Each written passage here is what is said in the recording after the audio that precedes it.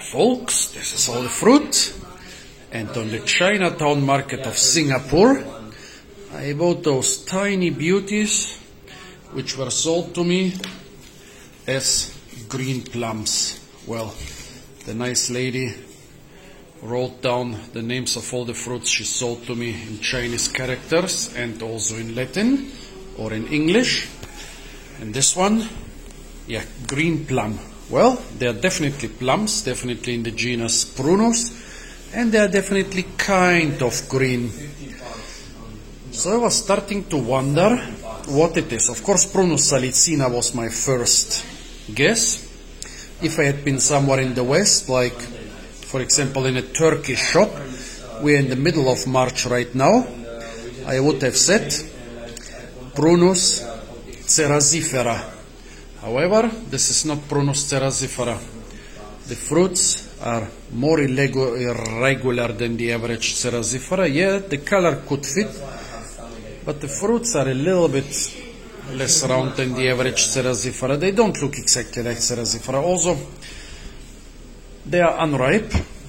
They are still very crunchy and just sour and not sweet. And cerasifera in that stage is usually a little bit elongated, so definitely not cerasifera. Then I thought, what could it be? I shortly stopped on the Japanese apricot, which is actually not from Japan but originates from China. But it cannot be this because the fruits are not hairy at all, so it's not an apricot, so it's a true plum. So I got back to Prunus salicina.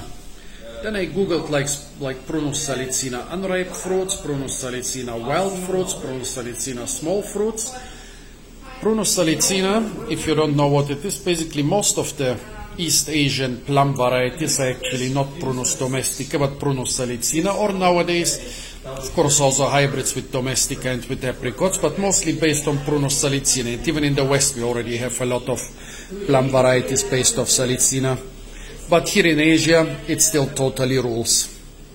They found a couple pictures of quite small and of this color, Prunus salicina fruits. So I'm pretty sure it's Prunus salicina. Please correct me if you think I'm wrong. This fruit here I bit in half. This one I cut in half. Show it to you from the inside. Now let's try them. As I said, we are in mid-March. So in warmer parts of in subtropical parts of China, I guess the fruits will already be growing. In really temperate climates like Germany, this is of course totally too early for plums, but China stretches a lot further south than Germany. Those fruits are not from Singapore or from surrounding tropical areas. They are from some subtropical area in China, I would guess.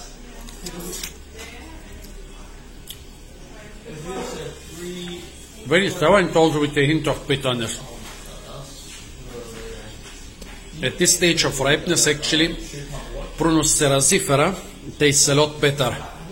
There is no trace of bitterness, just a pleasant sourness. Prunus domestica at this stage tastes horrible.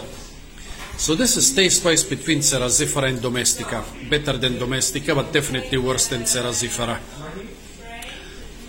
But I asked the lady about the names and where the stuff comes from and everything. I didn't ask her what they are for. Are they being eaten out of hand? Unripe cerasifera fruits are being eaten in the Orient, especially in Turkey, but also in Bulgaria out of hand, because they are the tastiest plum when unripe.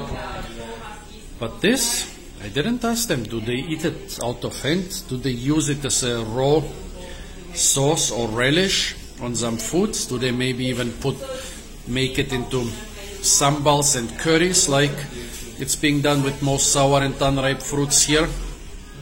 I have no idea. Well, we established what it is, we established what it tastes like.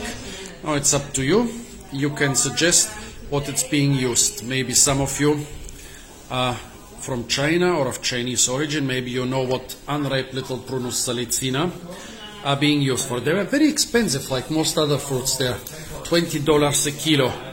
I paid $2 for, well, about 100 grams, which is quite a lot of money for unripe plums, to be honest. But folks, yeah, tell me what this is being used for. Apart from that, Stay tuned for a lot more fruit videos from the beautiful and incredibly fruit-rich city of Singapore. And of course, don't forget to like, share, comment and subscribe.